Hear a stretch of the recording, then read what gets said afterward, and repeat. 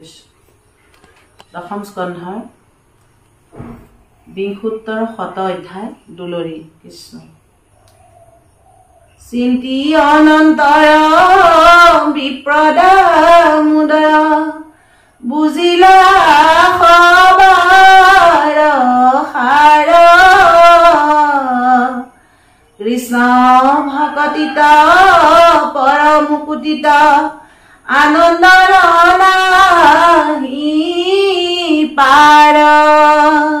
কৃষ্ণ বিপ্ৰদামোদৰ আনন্দৰ পাৰ নোহোৱা হৈছে কৃষ্ণ এ ৰাম কৃষ্ণৰ জিমত স্নেহ ভকতত সবাতো অধিক আতি জানি মহাসন্ত বাহ্মণে মাগন্ত কৃষ্ণৰ প্ৰেম ভকতি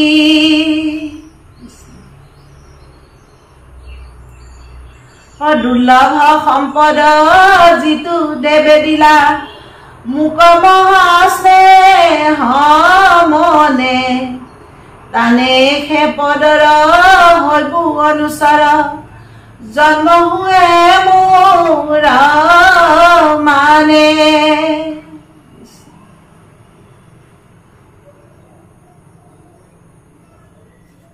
বিপ্ৰদামোদক বাহ্মণীয়ে পঠাই দিয়ে যেতিয়া তেওঁ কৃষ্ণৰ ঘৰলৈ যোৱাৰ পাছত ভগৱন্ত কেনেদৰে শুশ্ৰূষা কৰিলে কি কৰিলে তেওঁ মানে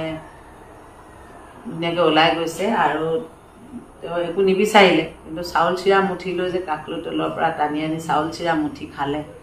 এমুঠি চাউল চিৰা খোৱাৰ পাছতে কেনেকুৱা সম্পদ দিলে কি হ'ল সকলোখিনি ওলাই যাব বা কেনেকুৱা তাৰপিছত মানে বিপ্ৰদামোদৰেতো নিদিলে বুলিয়ে ভাবিছে গৈ থাকি যেতিয়া দেখিছেগৈ ঘৰে চিনি নোপোৱা হৈ আছে বামণিক চিনি পোৱা নাই লিক চৈ বিমান আছে মানে গোটেই ঘৰ চিনি নোপোৱা হৈ আছে আৰু এমুঠি খাবলৈ ধৰোঁতে কি কৰিলে লক্ষ্মীয়ে থাপ মাৰি ধৰিলে খাবলৈ নিদিলে সেইমুঠি খালে বোলে মোকো পঠিয়াব লাগিব আপুনি বুলি সেইটো হেৰি কৰিলে মানে গতিকে এমুঠি চাউল চিৰাৰ মহত্ব চাওক ভগৱন্তই ভকতক কেনেদৰে ভাল পায় আৰু ভকতৰ ভক্তিত কেনেদৰে সন্তুষ্ট হয় আৰু অভকতে যিমান দ্ৰব্যতি পুজিলেও নলয় ভগৱন্তই কিন্তু ভকতৰ এমুঠি চাউল চিৰা এই ভগৱন্তইতো নজনা একো নাই তেওঁ দিব পৰা নাছিলে আদা লোন নাই বুলি একো নাই কেনেকৈ দিম বুলি চিন্তা কৰি কাকলতি তলতে চিপতে লৈ আছিলে কিন্তু টানি আনি এমুঠি চাউল চিৰা ভুজি তেওঁ তেনেকুৱা সম্পদ দিলে বা ভগৱন্ত কেনেকৈ হেৰি হ'ল কিন্তু বিপ্ৰদামোদৰ এইখিনি লিপ্ত নহয় অলপ দিন তেওঁ সংসাৰ যেনেকৈ বোকাত পদুম থাকে তেনেকৈ একেবাৰে মানে সংসাৰত লিপ্ত নোহোৱাকৈ একেবাৰে তেনেকৈ মানে বোকাত পদুম যেনেকৈ থাকে সেইদৰে সংসাৰত থাকি তেওঁ কেনেদৰে মুক্তি পায় ধুনীয়াকৈ ওলাই যায় আপোনালোকে শুনিব ব্যাখ্যা কৰি নাযাওঁ পাঠহে কৰি যাওঁ আপোনালোকে এইখিনি কথা সকলোৱে জানি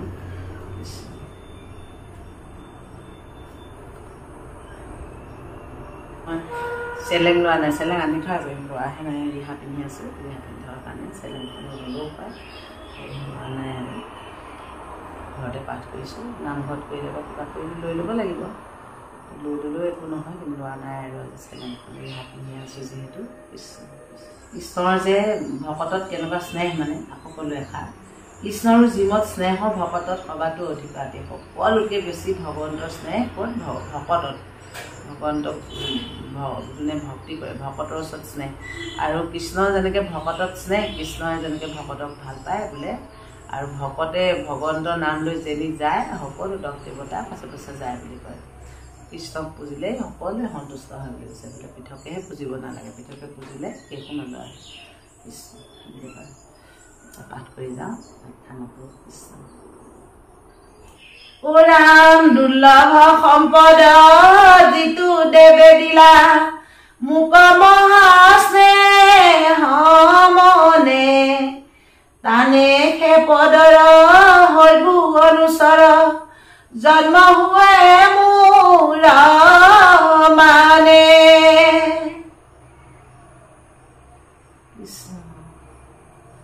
যিমান জন্ম হয় বোলে ওলাই যায় নকৰোঁ বুলি ক'লোঁ যিমান জন্ম হওক বোলে মোৰ তেওঁৰে অনুচৰ হওঁ যেন মই বুলি চিন্তা কৰিছে বাহ্মণে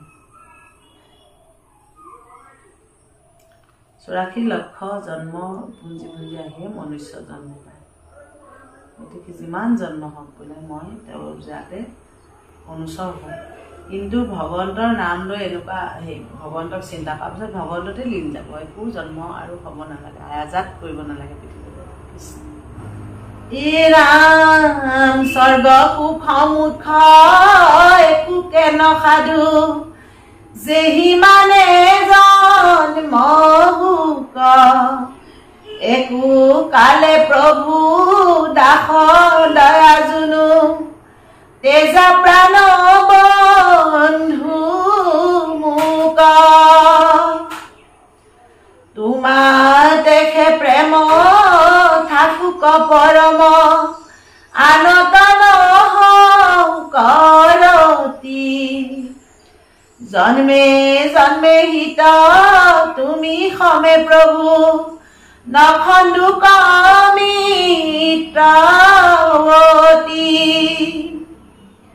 ও ৰাম চিন্ত মহিমা তুমি নাৰায়ণ জন্মাই দিয়া মন ৰংগ যথা তথা প্ৰভু ভকত জনৰ মুক দিয়া প্ৰভু সংগ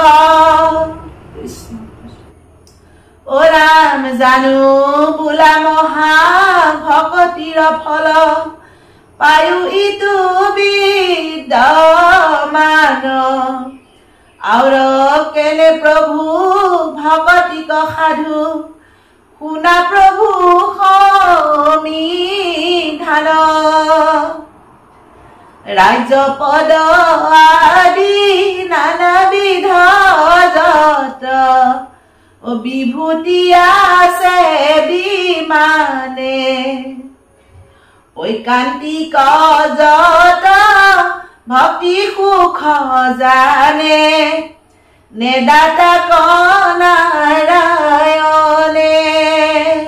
कृष्ण भक्ति हितांक दिया नारायण संसार तरिबे प्रति धनी सकलर गर्व देखिया